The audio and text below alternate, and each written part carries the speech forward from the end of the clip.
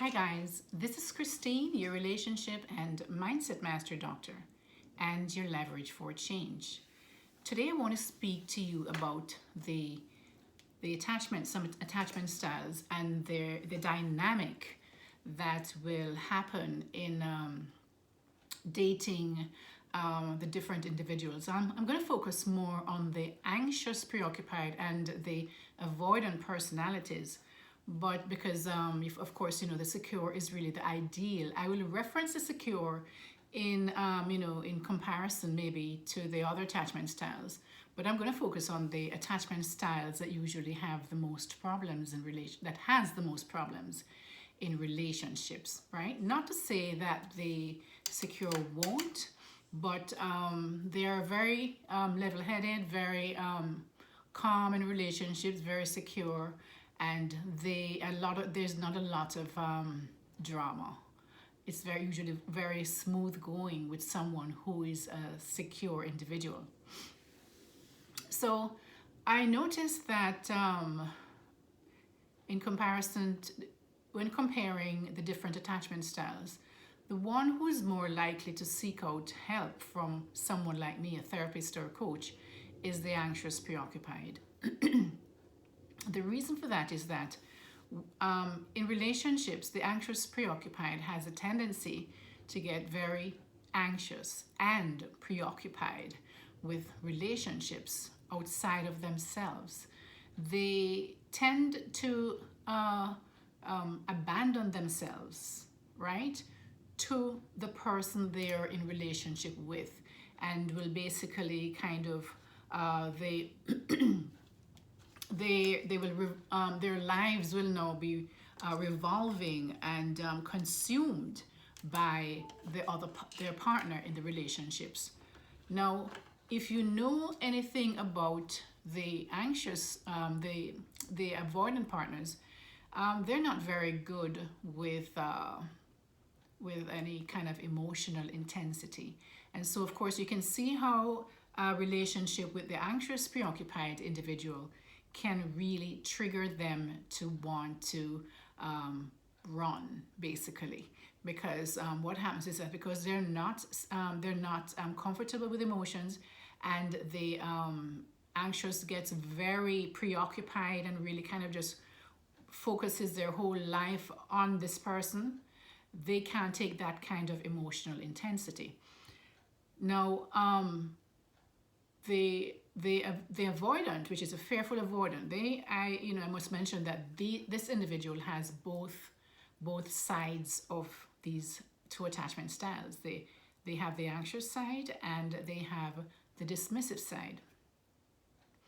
With the fearful avoidant, what happens is that depending on the partner they're with, if they're with a anxious partner, what they will do is they will act out from the dismissive side of themselves, right, of their persona. And if they're with a dismissive partner, they will act from the anxious. Their anxious side will be triggered. All right. So, they have a more complex kind of a thing to work through when in relationships, right? Now, the reason why the dismissive avoidant, does not seek help so much in relationships, for the most part, you'll have the anxious, preoccupied, who seeks out help all the time because they're so overwhelmed with anxiety that it traumatizes them. It really traumatizes them, and so they will seek help to get relief from this trauma and this obsessive feeling that they have over this individual. Now, the dismissive avoidant individual, because also the anxious preoccupied never learned to self-soothe, because if you remember in their childhood, their caregivers gave them enough love and everything in a consistent manner, consistent enough but not really totally consistent, but consistent enough for them not for them to have to learn how to soothe themselves, when they don't get what they need. But for the dismissive avoidant partner, they barely got any kind of a consistency, and so they learn that they can't depend on others to fulfill their needs. And so what they do is they learn very early to self-soothe. And so they don't really come looking for help because they never get to the point where they're too anxious about relationships, right? Because they will start feeling uncomfortable in a relationship and they will just distance themselves, and then they go away and they self-soothe. And so they never get that kind of anxiety and all the traumatic feelings that come up that the anxious preoccupied will get, right? So that is why I believe that the dismissive avoidant does not seek help to kind of relieve those tensions that can be felt when in uncomfortable relationships, right? The next thing, guys, is that it's difficult sometimes to tell the attachment style of an individual in the early stage when they're romancing you, because they're putting out their best foot forward and you're not going to notice, right? Because even the dismissive avoidant can, and they are usually very, they will, usually what it is like a love bombing thing almost. They will just, take you out and take you to this nice place and whatever it is. And they're able to do that for short periods of time. But not only short periods of time, they can do it because at that stage at the beginning, they're the one pursuing more than likely, hopefully, but the anxious does pursue a lot too. But it is this honeymoon period where they haven't really formed a bond with the person yet. So there is no emotional intensity. When I say emotional, deep emotional intensity, I'm not talking about attraction now or lust, those lustful feelings that you get when you just meet someone. I'm talking about a sense of connection with an individual, and they're not also having perhaps the anxious preoccupied requiring answers of them as to, we've been going out for a couple months now, what's going on, whatever it is. They're not having those questions yet. So at the beginning, they can be quite, nice and out, and really giving, and you'll still notice the distancing, guys. You'll still notice that they're not going to tell you everything you ask. They're not going to be willing to answer certain questions. You're going to see certain coldness sometimes, just kind of, even if they're trying to hide it, you'll notice it sometimes, some coldness, and some kind of you'll feel kind of something of a barrier between both of you because they never quite give everything of themselves, right? So if you look carefully, you can tell that.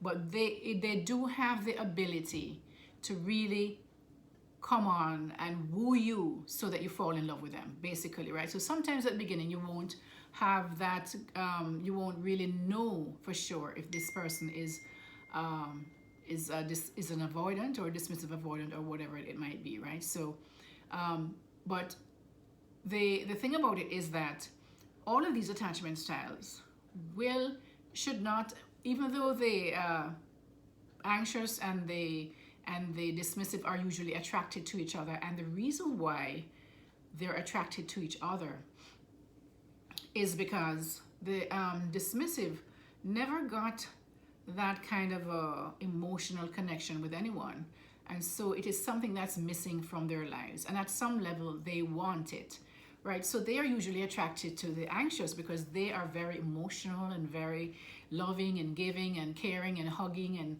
that kind of stuff, warm.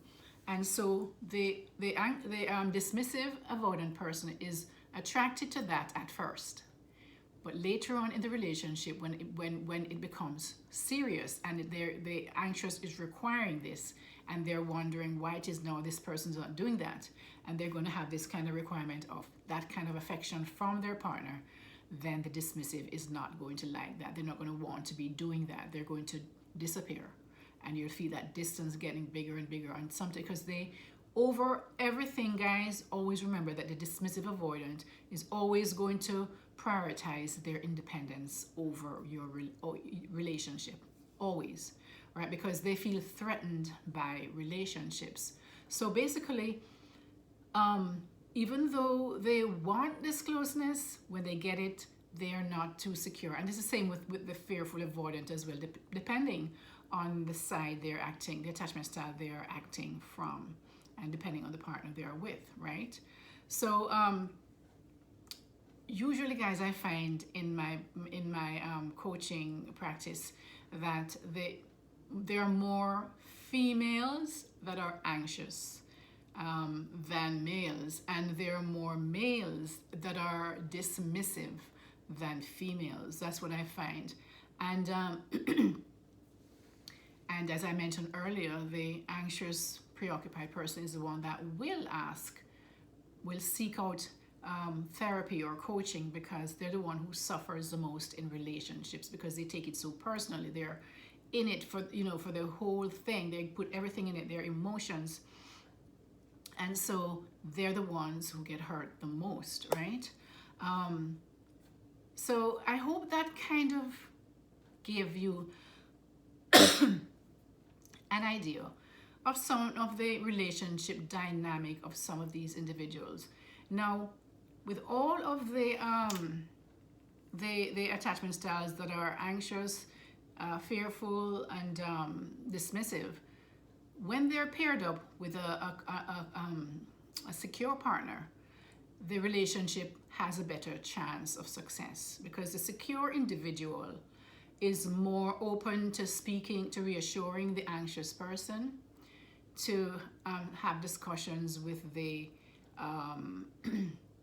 dismissive, not cling to them and have that need to have to be with them all the time, or that reassurance from them, so that they don't feel as suffocated as the dismissive won't feel as suffocated with a secure person as they would with an anxious person. The thing about it is, though, the secure person, sometimes it's not an easy road for them either, because now they're dealing with all of this kind of but they're better able to manage a relationship with that, and actually have a successful relationship with somebody from the from the avoidant or the anxious style.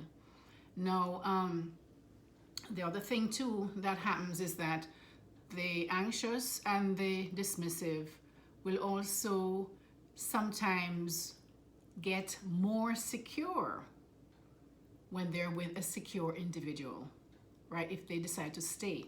And the reason why I say if they decide to stay is kind of weird, but the anxious person, in some way or another, misses the excitement of that push and pull, and this kind of drama in relationships. They almost think that that is normal.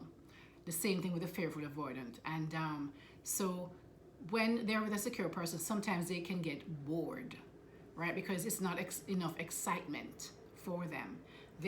Because they feel that, and that is why it is so important, guys, for each attachment style, the anxious, the dismissive, and the fearful, to really work on themselves so you can have a better chance of having successful relationships.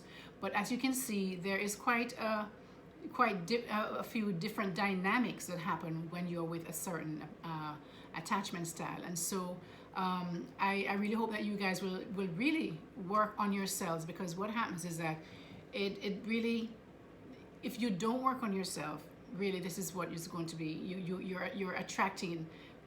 You're attracting people that you've always attracted, because you're still operating from that attachment style that you had from you were a child. Okay, so I hope that somehow this kind of gives some clarity and some kind of a explanation as to how the different attachment styles interact and the dynamic that happens between them, the different attachment styles. So guys, I hope that you learned something. Please do not forget to like, share, and subscribe to my channel, so that as soon as I upload a new video, that you will be notified. Again, this is Christine, your relationship and mindset master doctor, and your leverage for change. Guys, take care. Have a great I think this is a holiday. I don't know if everybody's at work, but have a great day. And please don't just continue to keep growing. This is Christine again. Take care. Bye-bye.